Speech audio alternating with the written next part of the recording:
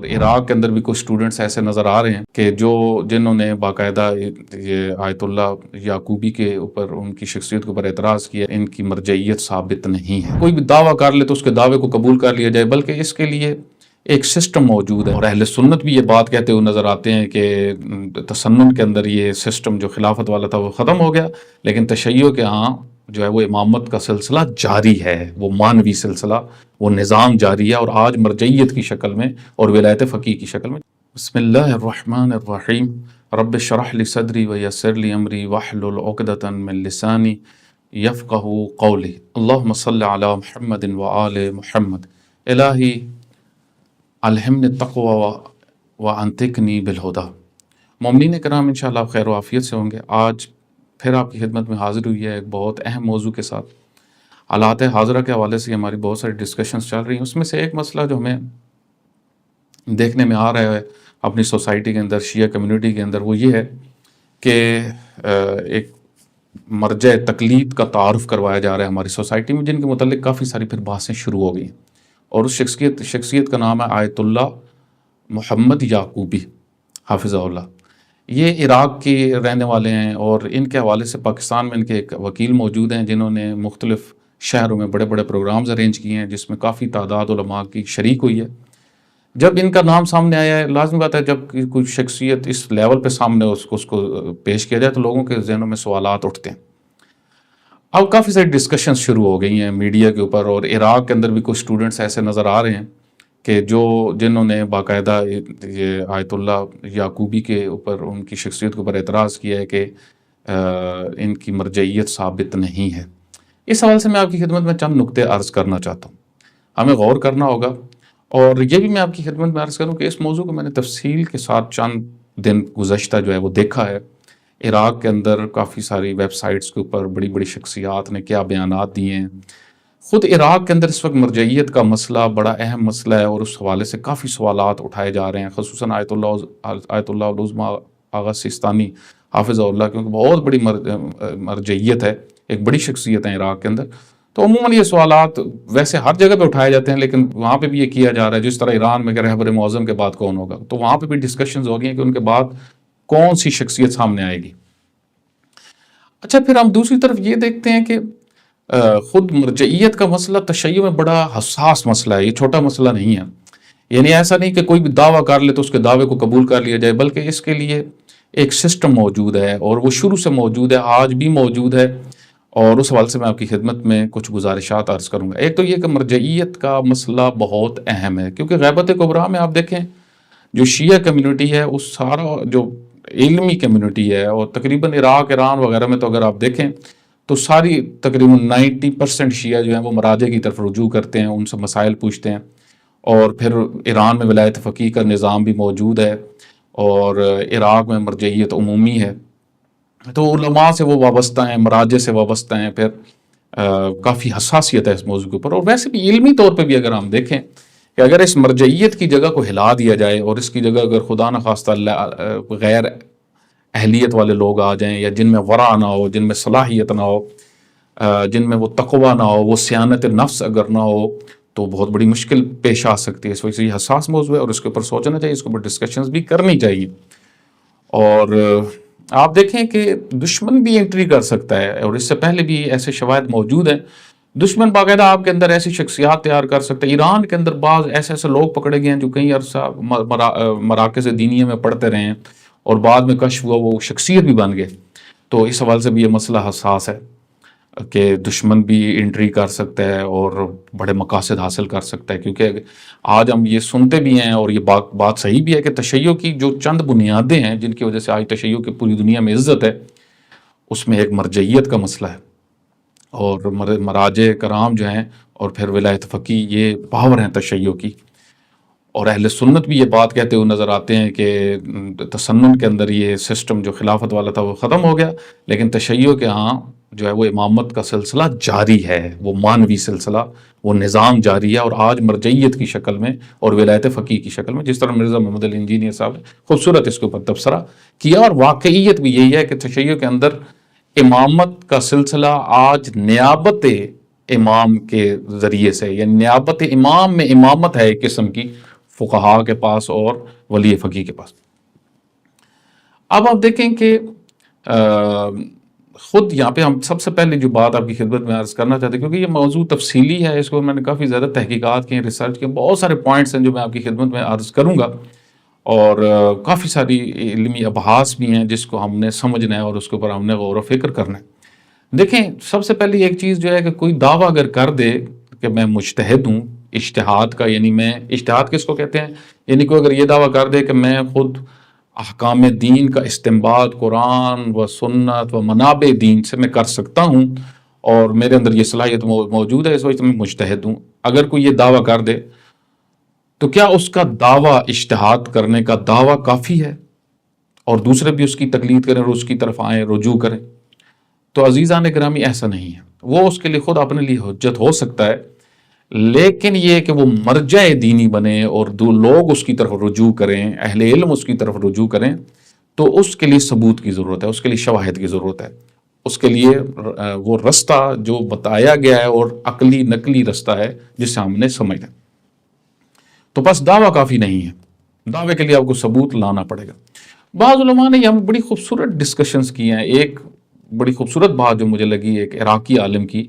انہوں نے کہا دیکھیں کہ دعوے اجتہاد کر دینا، جس طرح ابھی عراق کے اندر یہ بہت بڑا مسئلہ پیش آ رہا ہے، بہت بڑی مشکل نظر آ رہی ہے، اور ایران کے اندر بھی یہ مشکل ہمیں نظر آتی ہے، لیکن بالآخر ایران کے اندر ایک حکومت اسلامی ہے، کچھ نہ کچھ سسٹمیٹک چیزیں ہیں، لیکن عراق میں اس طرح نہیں ہے جس طرح ایران میں۔ اس وجہ سے اگر دعویٰ کر دے کوئی تو اس کو سنبھالنا، اس کے مسائل کو حل کرنا یہ مشکل ہو جاتا ہے۔ تو آپ دیکھیں کہ وہاں پہ یہ بات جو ہے وہ انہوں نے کی کہ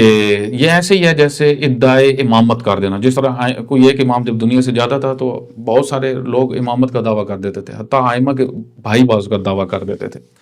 مثلا امام باقر کے بھائی دعویٰ کر دیتے تھے، یا امام جعفر صادق علیہ السلام کے رشتہ داروں میں سے سادات میں سے دعویٰ کر دیتا تھا، اور یہ مسئلہ امام زمانہ علیہ السلام تک رہا۔ تو یہ دعویٰ امامت کرنے والے جو انہوں نے ایک بڑی مشکل کھڑی کی ائمہ کے لیے، لوگوں کو گمراہ کیا، شیعہ گمراہ ہوتے تھے، شیعہ کنفیوز ہوتے تھے۔ تو جس طریقے سے دعویٰ امامت کرنا ایک گناہ ہے، معصیت ہے کہ آپ ایک چیز کے اہل نہیں ہیں، آپ اس کا دعویٰ کر رہے ہیں، بالکل اسی طریقے سے مرجعیت کا دعویٰ بھی در حقیقت یعنی آپ، اور یہ روایات سے بھی ثابت ہے کہ اگر آپ فتویٰ دینے کی اور وہ صلاحیت نہیں رکھتے کہ آپ مرجع دین بنیں، آپ کے اندر وہ صلاحیت نہیں ہے، آپ کو خود بھی اگر علم ہے اور آپ اس کا دعویٰ کر رہے ہیں تو یہ جھوٹ میں آ جاتا ہے۔ اس وجہ سے یہ حساس مسئلہ ہے۔ تو البتہ میں اب یہاں پہ بغیر اس کے کسی تعصب کے علمی طور پہ اس بحث کو آپ کی خدمت میں عرض کروں گا، اور پھر ہمارا اصلی نقطہ جو ہے وہ آیت اللہ محمد یعقوبی حافظہ اللہ کے حوالے سے ہے کہ ان کی مرجعیت کے متعلق وہ انشاءاللہ ہم آگے ہماری جب بحث آئیں گی تو تفصیل کے ساتھ ان کی شخصیت کو ہم کھولیں گے کہ ان کی شخصیت کس قدر، ان کا علم ہے، مرجعیت ان کی ثابت ہے نہیں ہے، اور یہ ساری باتیں انشاءاللہ عرض ہوں گی آپ کی خدمت میں۔ رستے جو دیکھیں کسی بھی مجتہد کو مجتہد سمجھنا کہ یہ اجتہاد کے درجے پہ ہے یا نہیں، کیونکہ اجتہاد یعنی احکام دینیہ کا استخراج کرنا منابع دینی سے، اور اس استنباط کے لیے آپ کو صلاحیت چاہیے، ممارست چاہیے، مسلسل پڑھنا۔ جس طریقے سے بڑے بڑے مراجع ہمارے جتنے گزرے ہیں ان کی زندگی اگر آپ دیکھیں تو وہ اسی طریقے سے پڑھتے رہے، پھر پڑھاتے رہے، اور پھر اس کے بعد بھی آپ کے اندر ایک صلاحیت ایجاد ہوتی ہے جو لطف پروردگار ہوتا ہے، اور آپ استنباط کر سکتے ہیں، اس کو اجتہاد کہتے ہیں، حکم نکال سکتے ہیں۔ یہ لطف پروردگار بھی شامل حال ہو، صرف ممارست علمی اور جہد کافی نہیں ہے، علمی جہد بھی بہت سارے لوگوں کا ہوتا ہے لیکن وہ اجتہاد کے درجے پہ نہیں پہنچتے۔ مثلا آپ دیکھیں ہمارے بعض مراجع کی اگر آپ زندگی دیکھیں، ایک ہی مسجد میں وہ پڑھتے رہے، پھر اسی میں انہوں نے 50 سال پڑھایا، مسلسل علمی حلقوں کو پڑھاتے رہے، ہزاروں میں شاگرد، جس طریقے سے خود امام خمینی رحمۃ اللہ علیہ کی آپ مثال دیکھ لیں، آیت اللہ العظمیٰ و خوئی کی مثال آپ دیکھ لیں، ایک ہی مسجد میں بیٹھ کے 40 سے 50 سال تدریس کر رہے ہیں اور یہ مقام حاصل کرتے ہیں، اور پھر مرجعیت عمومی تشیع کو وہ سنبھالتے ہیں۔ پھر یہ منصب خطرے والا منصب ہے، یہ چھوٹا منصب نہیں ہے، اس وجہ سے ہر کوئی اس کی طرف جو خالص انسان ہے، جو مخلص انسان ہے، جو واقعاً اہل تقویٰ، وہ اس کی طرف خود آتا بھی نہیں ہے، اس کو شوق بھی نہیں ہوتا اجتہاد کا، کیونکہ یہ کہا گیا ہے روایات کے اندر، آپ دیکھیں یہ جو کہا گیا ہے کہ من کان من الفقہاء سائنا لنفسہ حافظا لدینہ مخالفا لہواہ مطیعا لامر مولاہ، ہوا و ہوس کا مخالف ہو اور سیانت نفس ہو اس کے اندر، یہ ہوا کا خواہش کا مخالف ہو، تو لازمی بات ہے جو یہ کہ میری تقلید کرو، میری تقلید کی طرف آؤ، جس طرح بعض کرتے ہیں، یہ انویسٹمنٹ کرتے ہیں، پیسہ دیتے ہیں کہ ہماری تقلید لوگ کریں. جس طرح میری خود ایک مجتہد کے ساتھ ملاقات ہوئی تو انہوں نے کہا کہ تم لوگ میرا جا کے پاکستان میں تعارف کرواؤ کہ میں مجتہد ہوں، بتاؤ لوگوں کو جا کے میری تقلید بڑھے اور میری تقلید ہی سارے مسائل کا حل ہے. بعض لوگ اس طریقے سے، بعض شخصیات اس طرح سے ہوتی ہیں. اس وجہ سے امام حسن عسکری علیہ الصلوۃ والسلام نے جہاں پہ اس متن کو بیان کیا گیا ہے کہ من کان من الفقہاء صائدا لنفسہ، یہ حدیث جو امام سے بڑی طولانی نقل ہوئی ہے، اس میں حضرت نے خود فرمایا ہے کہ یہ ساری شرائط تمام ہمارے فقہاء جو ہمارے سے منسوب فقہاء ان میں نہیں پائی جاتی. اور بعض علماء مثل علماء یہود ہیں، یعنی ان کی طرح خواہشات دنیا اور وہ رکھتے ہیں، جس طرح علماء یہود کے اوپر اللہ تعالیٰ نے لعنت کی ہے اور عوام کو کہے تم کیوں ان کے پیچھے چل رہے ہو. فرمایا بالکل اسی طریقے سے ممکن ہے کہ بعض علماء ہمارا نام لینے والے ہوں اور وہ اس طرح ان میں ہو، تو احتیاط کی جائے، یعنی آپ کو اتھینٹک معتبر رستوں سے داخل ہو. اب جب عام روٹین میں ہم توضیح المسائل پڑھتے ہیں اور اجتہاد اور فقاہت کی باتیں پڑھتے ہیں، تو اس میں ایک اور اگلا مرحلہ میں آپ کی خدمت میں عرض کرتا ہوں. اس میں ہم دیکھتے ہیں کہ ایک مسئلہ جو ہم پڑھتے ہیں کہ مجتہد کی تقلید ہوتی ہے. ایسے تقلید مجتہد کی شناخت کے ذرائع کون سے، کیسے پتہ چلے فلاں شخص مجتہد ہے، مرجع تقلید ہے. یعنی مجتہد جب اس کی طرف رجوع ہوتا ہے تو اس کو مرجع تقلید کہتے ہیں. اصل میں وہ مجتہد ہوتا ہے، فقیہ ہوتا ہے، یعنی دین کا اسپیشلسٹ ہوتا ہے، اجتہاد ہوتا ہے اس کے پاس. جب اس کی طرف رجوع کیا جاتا ہے تو اس کو مرجع دینی کہا جاتا ہے. تو اب یہ مرجع دینی کیسے پتہ چلے یہ مرجع دینی ہے، اس کے اندر یہ صلاحیت موجود ہے؟ تو اس کی عام توضیح المسائل کی اور منہاج الصالحین اور ان فقہاء نے جو اپنی کتابوں کے اندر لکھی ہیں نشانیاں، ایک یہ مثلاً کہ خود جو ہے وہ ایک شخص کوئی متخصص، ماہر، عادل، ماہر. دیکھیں عدالت کا مختلف جگہوں پہ مختلف معنی ہے. یہاں پہ عدالت اس معنی میں بھی ایک تو جو نیک شخص ہو، دوسرا عدالت یعنی یہ کہ وہ متخصص ہو، ماہر ہو سمجھنے کا کہ یہ شخص واقع مرجع ہے. اگر ایک شخص ایسا گواہی دے دے جس کے اندر یہ صلاحیت موجود ہے اور آپ سمجھتے ہیں اور آپ کو اطمینان ہو جائے، آپ اس کی طرف یعنی اس کے کہنے پہ آپ اس کی تقلید کر سکتے ہیں. ایک یہ بتایا جاتا ہے. دوسرا دو شخص ایسے عادل ہوں. تیسرا یہ کہ اہل خبرہ جس یا خبرہ جو کہا جاتا ہے، دونوں لفظ استعمال ہوتے ہیں. خبرہ جو ہیں وہ بتائیں کہ بھائی یہ خبرہ یعنی وہ گروہ جو متخصص ہے، فن کا ماہر ہے، اجتہاد کو سمجھتا ہے. جس طریقے سے ایران میں بھی ایسی کمیٹی موجود ہے اور عراق کے متعلق بھی یہ کہا جاتا ہے کہ عراق میں بھی خبرہ موجود ہے. عراق میں خبرہ کن کو کہا جاتا ہے؟ اہل خبرہ یعنی مدرس، اساتید حوزے میں جو بڑے بڑے علماء موجود ہیں جو پڑھا رہے ہیں، اور وہ بڑی تعداد موجود ہوتی ہے. اسی طریقے سے جامع المدرسین ہے کا پورا ایک شعبہ ہے، ادارہ ہے ایران کے اندر، وہ پورا اساتید کا گروپ ہے. ادھر سے وہ اعلان کرتے ہیں اور ادھر سے جو ہے وہ عراق میں جو ہے وہ مدرسین، اساتید وہ اعلان کرتے ہیں. اصل میں نقطہ بھی یہی ہے، یہ بہت اہم ہے سمجھنے کا کہ حوزے کے اندر جو اساتید بیٹھے ہوتے ہیں ایک بڑی تعداد. حوزہ مدرسے سے ڈیفرنٹ چیز ہے. مدرسہ یعنی ایک جگہ جہاں پہ ممکن ہے چند اساتید بیٹھے ہیں. حوزہ یعنی جہاں پہ ہزاروں مدارس ہیں، وہاں پہ ہزاروں ٹیچرز ہیں، اور ان میں بعض فضلاء کبار ہیں اور بعض فضلاء صغار ہیں. یعنی بعض علماء کبار ہیں، بعض علماء صغار ہیں، بعض بڑے بڑے علماء ہیں، بڑی بڑی شخصیت ہیں. علامہ طباطبائی جیسے لوگ جو خود مثلا دعویٰ نہیں کیا ہوا تھا جنہوں نے مرجع ہونے کا، مجتہد ہونے کا، لیکن جو ہے وہ تھے مسلم مجتہد. اور اس طرح کی شخصیات بہت زیادہ بیٹھی ہوئی ہیں، استاد مصباح یزدی جیسی شخصیت. جس طرح بھی مثلا عراق کے اندر خود آیت اللہ باقر ایروانی جیسی شخصیت، یہ بڑے نام ہیں. خود عراق کے اندر اس وقت جو آیت اللہ العظمیٰ سیستانی کے بعد جن شخصیات کا نام لیا جا رہا ہے ان میں آیت اللہ باقر ایروانی بھی ہیں. اسی طریقے سے اور بھی چند اساتید بڑے بڑے موجود ہیں، تقریباً 3-4 کا نام سامنے آتا ہے. اور ان میں خود آیت اللہ سیستانی کے فرزند جو ہیں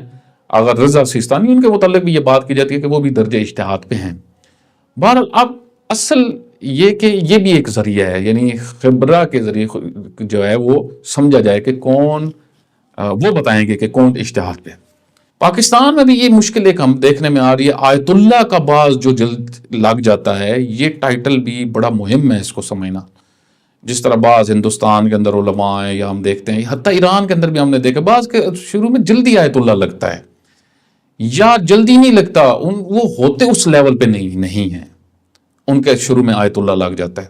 کیونکہ آیت اللہ کے لیے یعنی آپ کو اجتہاد کے مقام پہ ہونا چاہیے، آپ خود استنباط کر سکتے، یہ چھوٹی چیز نہیں ہے، اس کے لیے آپ کو کچھ چیزیں اپنی پیش کرنی پڑتی ہیں، اپنی علمی کارنامے پیش کرنے پڑتے ہیں، اپنے فقہی علمی کارنامے، آپ مختلف علوم میں آپ اپنی تحقیقات پیش کریں،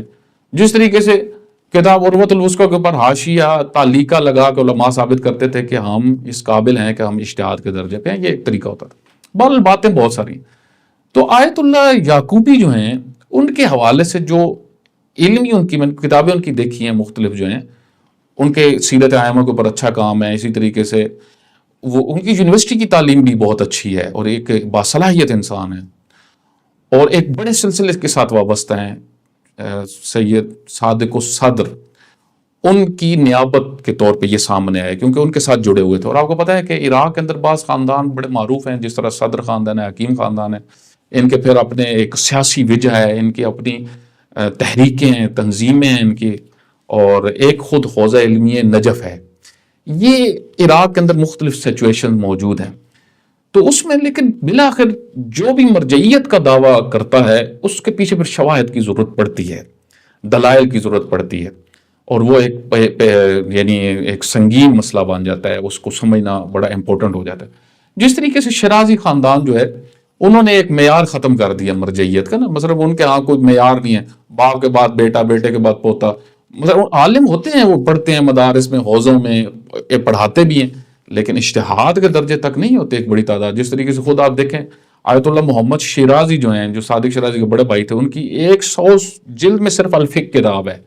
ان کے بارے میں بعض مراجع نے کہا تھا کہ آیت اللہ خوئی کا حتی نظریہ تھا کہ یہ مرجع یعنی یہ مجتہد نہیں ہے، اتنی کتابیں لکھنے کے باوجود فقہ کے اوپر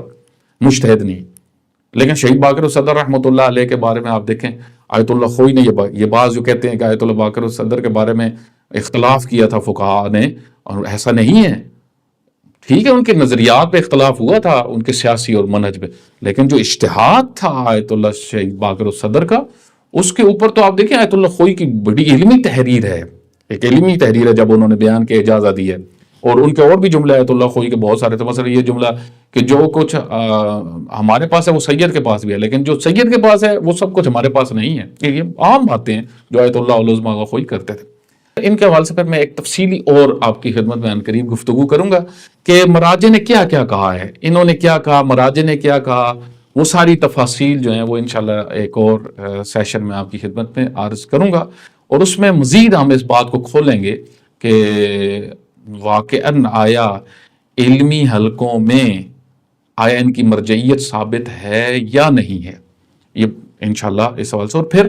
لازم بات ہے اگر علمی حلقوں میں قم اور نجف میں ان کی مرجعیت ثابت نہیں ہے، تو پھر پاکستانی علماء ایک بڑی تعداد، کچھ تو ہے نا وہ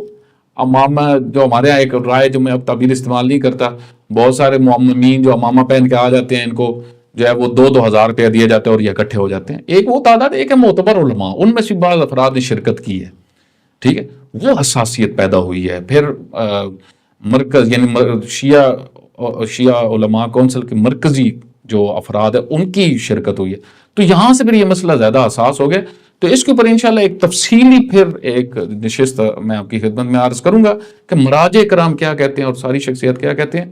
اور جو مختلف ڈسکشنز ہوئی ہیں ان کے ساتھ، اور پھر ہم نے یہ دیکھنا ہے خود آیت اللہ یعقوبی آیا ان کے ساتھ علماء جو ہیں وہ ایسا تو نہیں ہے کہیں کوئی یہ حسادت والا ایک سلسلہ ہوتا ہے کہ یہ مرجع اوپر نہ آئے، یہ مرجع اوپر نہ آئے، یہ سلسلہ اوپر نہ آئے، ایسا کوئی مسئلہ تو نہیں ہے، اس کے اوپر بھی انشاءاللہ آپ کی خدمت میں عرض کروں گا، آپ انتظار کریے گا۔ اللہ سبحانہ و تعالی ہم سب کو حقائق سمجھنے کی توفیق عطا فرمائے، وصلی اللہ علی محمد وعلی آلہ۔